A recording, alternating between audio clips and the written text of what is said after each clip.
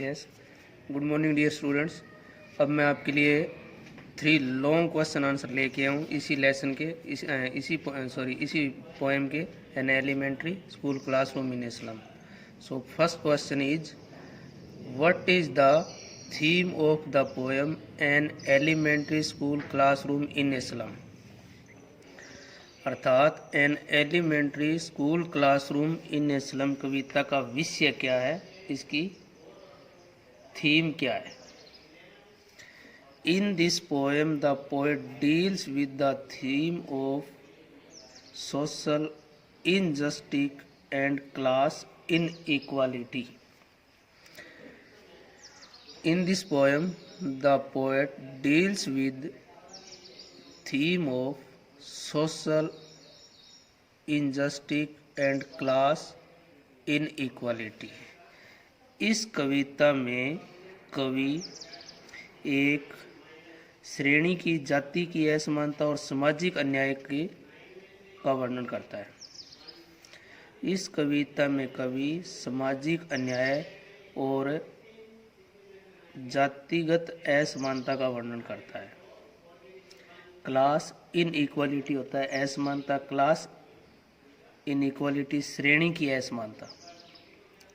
The poor children in the classroom are pale looking. The poor children गरीब बच्चे, इन the classroom में जो है, आर पेल लुकिंग बहुत ही पीले से दिखाई देते हैं।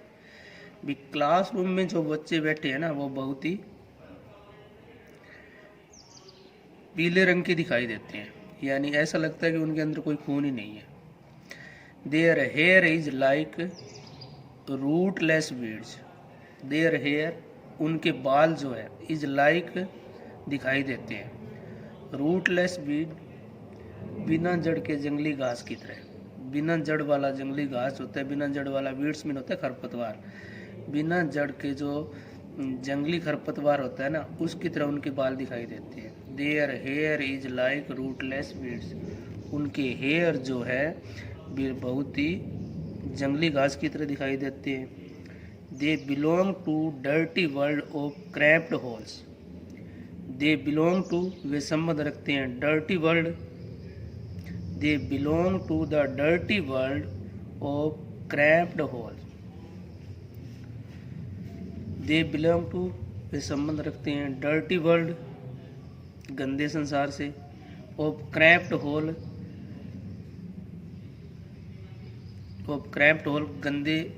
गंदी बस्तियों का गंदे संसार। क्रैम्प्ड होल होता है गंदी बस्तियां। ये बच्चे गंदी बस्तियों के संसार से संबंध रखते हैं। Their future is dark. उनका भविष्य जो है ना, बिल्कुल ही अंधकार में। The poet thinks that these poor children must be taken out of their dirty and unhygienic condition। कवि सोचता है कि इन गरीब बच्चों को, these poor children must be taken out, बाहर लेकर जाना चाहिए, बाहर निकालना चाहिए। कवि सोचता है कि इन गरीब बच्चों को बाहर निकालना चाहिए। कहाँ से? Their dirty and unhygienic condition, उनकी गंदी और असंतुलित स्थिति है ना, उससे उनको बाहर निकालना चाहिए।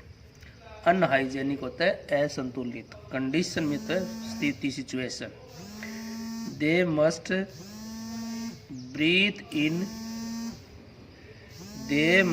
Breathe in fresh and open air.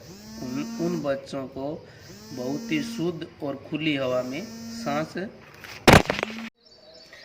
Yes, they must breathe in fresh and open air। इस प्रकार से उन बच्चों को खुली और ताज़ा हवा में सांस लेने देना चाहिए। Now second question।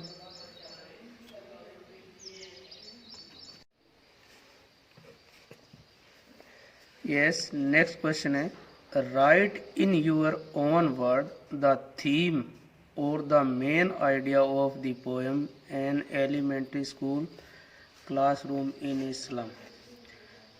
An elementary school classroom in Islam कविता के विषय को अपने शब्दों में लिखिए। और how does the poet voice his concern, how does the poet voice his concern for children who live all their life in slum in the poem an elementary school classroom in slum। कवि an elementary classroom slum कविता में वर्णित उन बच्चों को जो सारी उम्र गंदी बस्तियों में रहते हैं के प्रति चिंता को अपना स्वर कैसे देता है, यानी उनके बारे में चिंता को अपना स्वर कैसे देता है। अब answer, in this poem the poet describe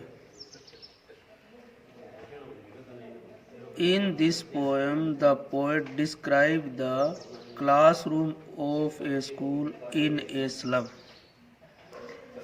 in this poem इस कविता में the poet describe कवि वर्णन करता है the classroom एक क्लासरूम का, of a school एक स्कूल की क्लासरूम का वर्णन करता है, in a slum जो कि गंदी बस्तियों में एक स्कूल है। भी कवि इस कविता में गंदी बस्तियों में एक स्कूल है उसकी क्लासरूम का वर्णन करता है। It deals with theme of social injustice and class inequality. It deals with theme of social injustice and class inequality. It deals with theme of social injustice and class inequality. Social injustice होता है सामाजिक अन्याय and class inequality होता है श्रेणी की असमानता। इस कविता में कवि सामाजिक अन्याय और श्रेणी की असमानता का वर्णन करता है। The poor children in the classroom are pale looking. Classroom के जो गरीब बच्चे हैं वे बहुत ही पीले रंग के दिखाई देते हैं। द पुअर चिल्ड्रन गरीब बच्चे इन द क्लासरूम के आर पेल लुकिंग दिखने में बहुत ही पीले रंग के से दिखाई देते हैं, जैसे कि उनके शरीर में बिल्कुल ही खून ही न हो। They belong to dirty world of cramped hole. वे एक गंदी बस्तियों से संबंध रखते हैं। Their future is dark. उनका भविष्य जो है बिल्कुल ही अंधकार में है। But amidst them are a few who dream of an escape into an open space. But परंतु एमिस्ट देम उनके मध्य में आर ए फ्यू कुछ ऐसे हैं, परंतु उनके मध्य में कुछ ऐसे हैं who dream of an escape into an open space जो कि खुले आसमान में, परंतु उनमें से कुछ बच्चे ऐसे हैं जो कि खुले आसमान में घूमने का स्वप्न देख रहे हैं। The poet thinks that these poor children must be taken out of their dirty and unhygienic condition। कवि सोचता है कि इन बच्चों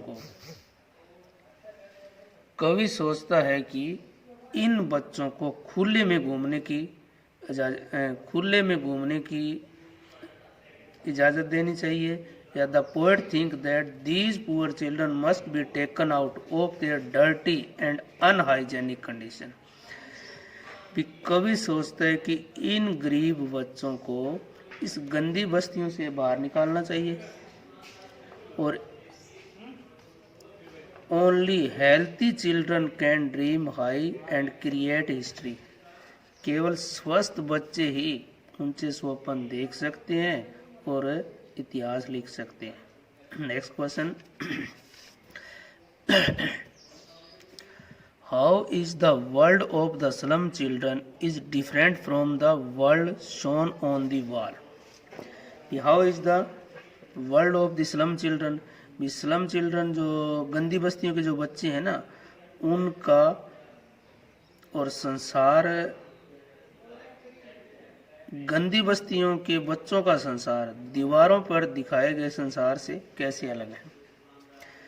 एक तो गंदी बस्तियों के जो बच्चों का संसार है वो और स्कूल की दीवारों पर जो संसार दिखाया गया उसमें क्या भिन्नता है, अलग अलग ये कैसे है। There is a map on the wall, दीवार पर एक पिक्चर है। There are pictures, there is a map on the wall, दीवार पर एक मानचित्र है। देयर आर पिक्चर्स, उसमें कुछ पिक्चर्स भी है। विच show beautiful hills and valley, जिसमें कि बहुत ही सुंदर सुंदर पहाड़ियाँ और घाटियाँ दिखाई गई है। There are picture which show beautiful hills and valley, उसमें ऐसे सुंदर चित्र दिखाए गए जिसमें से बहुत ही सुंदर घाटियाँ और पहाड़ियाँ दिखाई गई है। But the world of the poor school children not what is shown in the map, but परंतु the world of the poor school, परंतु इन गरीब स्कूल के बच्चों का जो संसार है ना, note what is shown in the map, वैसा नहीं है जैसा मानचित्र में दिखाया गया है। परंतु इन गरीब बच्चों का जो संसार है ना, वो वैसा नहीं है जैसा कि मानचित्र में दिखाया गया है। It is darkened with the fog of poverty and pain, it is the darken, उनके जीवन में तो केवल अंधेरा है, डार्कन अंधेरा, विद द फॉग धुंध का, उनके जीवन में तो धुंध का, गरीबी की धुंध का और पीड़ा का अंधेरा है।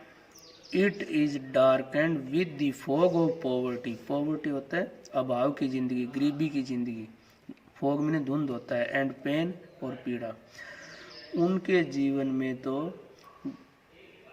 गरीबी, उनके जीवन में तो गरीबी की धुंध और पीड़ा मात्र ही है। From their slum only dull and dear sky can be seen, from their slum, उनकी झोंपड़ियों से तो क्या है, जो गंदा संसार है ना वो ही दिखाई देता है। From their slum only dull and dear sky can be seen, उनकी गंदी बस्तियों से तो केवल गंदगी भरा संसार ही दिखाई देता है। Which is far from the river seas and learning, जो कि विच इज फार, जो कि बहुत दूर है, फ्रॉम द रिवर नदियों से, सीज समुद्र से, एंड लर्निंग और सीखने से, और ये जो संसार है ना नदियों से, समुद्र से और सीखने से बहुत ही दूर है। It is hard to show these poor children the picture of Shakespeare and the map of the world. It is hard to show. It is hard to show. इनको दिखाना बहुत ही मुश्किल है। These poor children, इन गरीब बच्चों का, the picture of Shakespeare and the map of the world. इसलिए इन गरीब बच्चों को शेक्सपियर का चित्र दिखाना और संसार का मानचित्र दिखाना बिल्कुल ही बेकार है। The picture of Shakespeare means nothing to them. The picture of Shakespeare means nothing to them.